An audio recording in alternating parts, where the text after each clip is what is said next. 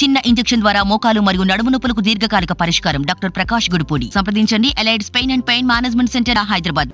తెలంగాణ రాష్ట్ర ప్రభుత్వం అభయాస్తం పథకం కింద ప్రజాపాలన ఈ రోజు నుంచి వచ్చే నెల 6వ తేదీ వరకు కూడా స్వీకరిస్తుంది. ప్రస్తుతం మనం కరీంనగర్ లో ఉన్నటువంటి భగత్ నగర్ 33వ డివిజన్ లో ఉన్నాం. ప్రజాపాలనకు సంబంధించినటువంటి ఫ్లెక్సీలు అన్ని కూడా ఏర్పాటు చేయడం జరిగింది. చూస్తున్నాము ఉదయం నుంచి కూడా 8 గంటల నుంచి కూడా ప్రజలు వచ్చి వాళ్ళ యొక్క అర్జీలు తీసుకుంటున్నటువంటి పరిస్థితి ఉంది. కొంతమంది దరఖాస్తుదారుల యొక్క సంబంధించినటువంటి వివరాలు తీసుకుందాం. అలాగే మేయర్ ఉన్నారు. చెప్పండి, ఎట్లా చూడొచ్చు దీనికి సంబంధించినటువంటి ప్రజాపాలనకు సంబంధించినటువంటి దరఖాస్తులు తీసుకుంటున్నటువంటి?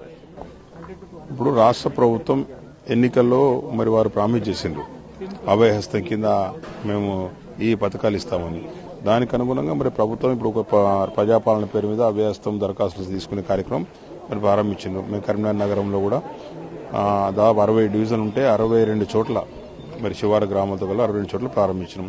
ప్రజలు వస్తూ ఉన్నారు. దరఖాస్తులు కూడా మేము ఉచితంగా మరి జిల్లా యంత్రాంగం ఇచ్చిన దరఖాస్తులు వారికి ఇస్తా ఉన్నాం. దరఖాస్తుదారులు ఇచ్చిన మళ్ళీ ఫామ్ ఇచ్చిన దాన్ని వాళ్ళకి ఏమైనా డౌట్స్ ఉంటే కూడా క్లారిఫై చేస్తే సిబ్బంది కూడా నియమించినాము. ఆ దరఖాస్తులు ఇచ్చిన తర్వాత వారికి రిసీట్ కూడా ఇస్తా ఉన్నాం. దాని తదుపరి ప్రభుత్వానికి పంపుతాం, జిల్లా యంత్రాంగం దాని తదుపరి ఏ కార్యక్రమం తీసుకుంటే ఆ కార్యక్రమం ప్రకారంగా ప్రజలకు మరి వాళ్ళు ఏ విధంగా లబ్ధి చేకూర్చదలుచుకున్నారు, ఏ విధంగా చేయాలంటే ఆ విధంగా ప్రజలకు లబ్ధి చేకూర్చే కార్యక్రమంలో మేము కూడా భాగస్వామ్యం అవుతాం. దీనిలో తెలంగాణ రాష్ట్ర సర్కార్ ఇంప్లిమెంట్ చేసినటువంటి అభయహస్తం దానిలో భాగస్వాములుగా మారడానికి సిద్ధంగా ఉన్నాం. ఇప్పటికే దరఖాస్తులు ఇచ్చిన వాళ్ళకి రసీదులు కూడా ఇస్తున్నటువంటి పరిస్థితి మనం ప్రస్తుతం చూస్తున్నాం. ఇదంతా కూడా దీనిలో ఖచ్చితంగా తెలంగాణ రాష్ట్ర ప్రభుత్వం అభయహస్తం కింద దరఖాస్తు దానికి సంబంధించినటువంటి వివరాలు అడుగుతున్నారు. దరఖాస్తుదారుని ఇంటి పేరుతో సహా యజమాని పేరు, దరఖాస్తుదారు సంఖ్య, స్త్రీయా పురుషుడా, ఈ కాలమ్స్ ఇచ్చారు. దీనిలో మనం టిక్కు పెడితే సరిపోతుంది. ఎస్సీ, ఎస్టీ, బీసీ, మైనార్టీ, ఇతరులు దరఖాస్తుదారు ఎవరైతే చేస్తున్నారో వాళ్ళకి సంబంధించిన ఒక ఫోటోగ్రఫీ ఉంటుంది, పుట్టిన తేదీ, Aadhaar number, ration card, mobile number, వృత్తి. దీనికి సంబంధించినటువంటి కుటుంబ సభ్యుల వివరాలు కూడా దీనిలో ఉండడం జరిగింది. 6 గ్యారంటీలు అనేటువంటి పేరుతో ఇంప్లిమెంట్ చేసినటువంటి దీనిలో ఒక యువ వికాసానికి సంబంధించిన పథకం దీనిలో మెన్షన్ చేయలేదు. దీనిలో మహాలక్ష్మి పథకము, రైతు భరోసా, అలాగే ఇందిరమ్మ ఇండ్లు, అలాగే గృహజ్యోతి పథకము, చేయూత పథకం, దీనిలో పెన్షన్స్, ఇవన్నీ కూడా మెన్షన్ చేశారు. కొంతమంది దరఖాస్తు చేసుకున్నారు. దరఖాస్తు చేసుకున్నటువంటి వాళ్ళ అభిప్రాయం కూడా తెలుసుకుందాం. మీరు చెప్పండి, దేనికి దరఖాస్తు చేసుకున్నారు, మీ పేరేంటి? సార్, నా పేరు వేముగంటి అనిల్ కుమార్. ప్రజాపాలన అభయహస్తం 6 గ్యారంటీ స్కీములలో మేము చేయూతమును ప్లస్ రైతు భరోసా కింద అప్లై చేశాము. ఇది తెలుగులో ఇచ్చారు కాబట్టి చాలా బాగుంది. ఇది రైతు భరోసా ఇందిరమ్మ ఇల్లు ప్లస్ చేయూత ఇవి రావాలని ఆశిస్తున్నాను. మొత్తం మీద ప్రభుత్వం ఇంప్లిమెంట్ చేసినటువంటి దీనిలో వాళ్ళు దరఖాస్తు చేసుకున్నారు. దరఖాస్తు చేసుకోవడం పట్ల ఎట్లా అనిపిస్తుంది? ఏమేమి దేనికోసం దరఖాస్తు చేసుకున్నారు? ఇది చాలా సంతోషంగా ఉంది. కాంగ్రెస్ ప్రభుత్వం అభివృద్ధి వాళ్ళు పాలనలో చెప్పిన విధంగా 5 గ్యారంటీలు అమల్లో భాగంగా ఈ రోజు ప్రజాపాలన వ్యవస్థ మీద వాళ్ళు ఇచ్చినటువంటి అప్లికేషన్ మేము పూర్తి చేశాము. మేము సదరన్ సర్టిఫికేట్ గురించి మా మిసెస్ నేను అప్లై చేశాను. దానికి గాను ration card xerox, Aadhaar card xerox submit చేయమన్నారు. అవి కూడా చేశాము. ఈ 5 గ్యారంటీలో భాగంగా వాళ్ళు ఇచ్చే పథకాలన్నీ కూడా చాలా సంతోషంగా ఉన్నాయి. పేదలకు అందరికీ ఉపయోగపడే విధంగా ఉన్నాయి. ఈ అప్లికేషన్ ఇచ్చిన ఫామ్ కూడా తెలుగులో వాళ్ళు ఇవ్వడం చాలా సంతోషకరంగా ఉంది. ప్రతి అక్షరం కూడా చాలా పెద్దగా ఇవ్వడం, అందరికీ అర్థమయ్యే భాషలో ఉండటం జరిగింది.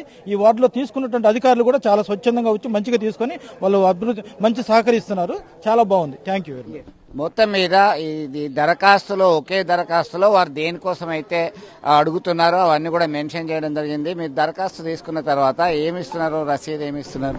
రసీదు ఇస్తున్నామండి.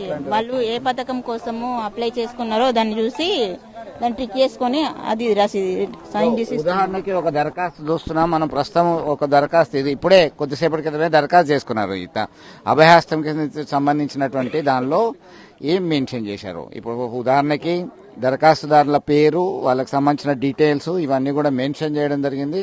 దీనిలో క్లియర్ గా మెన్షన్ చేశారు. అభయహస్తంలో దేనికైతే మహాలక్ష్మి పథకం కింద, రైతు భరోసా కింద, అలాగే దీనికి సంబంధించినటువంటి అడిగినటువంటి వాటిని ఆధార్ కార్డు ఒకటి, రేషన్ కార్డు ఒకటి, ఆధార్, రేషన్ కార్డు ఇవి మెన్షన్ చేసి ఇవ్వడం జరిగింది. తదుపరి అధికారులు వచ్చి దరఖాస్తుదారులకు సంబంధించినటువంటి వివరాలు నిజమా కాదా అని చెప్పి పరిశీలించేటువంటి అవకాశం ఉన్నాయి. ప్రతిదీ కూడా all in one okay application లో అన్ని వివరాలకు సంబంధించినటువంటి వాటిని మెన్షన్ చేశారు.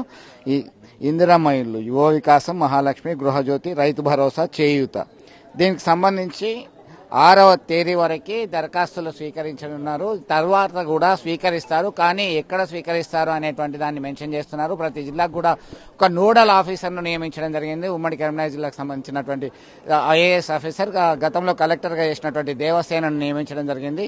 మంత్రులు, అధికారులు, ఎమ్మెల్యేలు, స్థానిక ప్రజాప్రతినిధులు అందరూ కూడా ఈ పథకంలో భాగంగా ప్రజలకి మోటివేట్ చేస్తున్నారు, అవేర్నెస్ కల్పిస్తున్నారు. మొత్తం మీద ఈ పథకం కొరకి దరఖాస్తు చేసేవారి సంఖ్య పెరుగుతూనే ఉన్నది. ప్రతి ఏరియాలో కూడా వికేంద్రీకరణ ద్వారా చాలా ప్రాంతాల్లో ఈ సౌకర్యాన్ని కల్పించారు.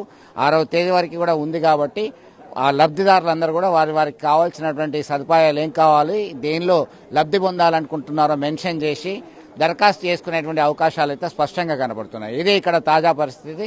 Vote Hyderabad studio. మరిన్ని వీడియోస్ కోసం ఛానల్ ని సబ్స్క్రైబ్ చేయండి. లేటెస్ట్ అప్డేట్స్ కోసం వాట్సాప్ ఛానల్ ని ఫాలో చేయండి.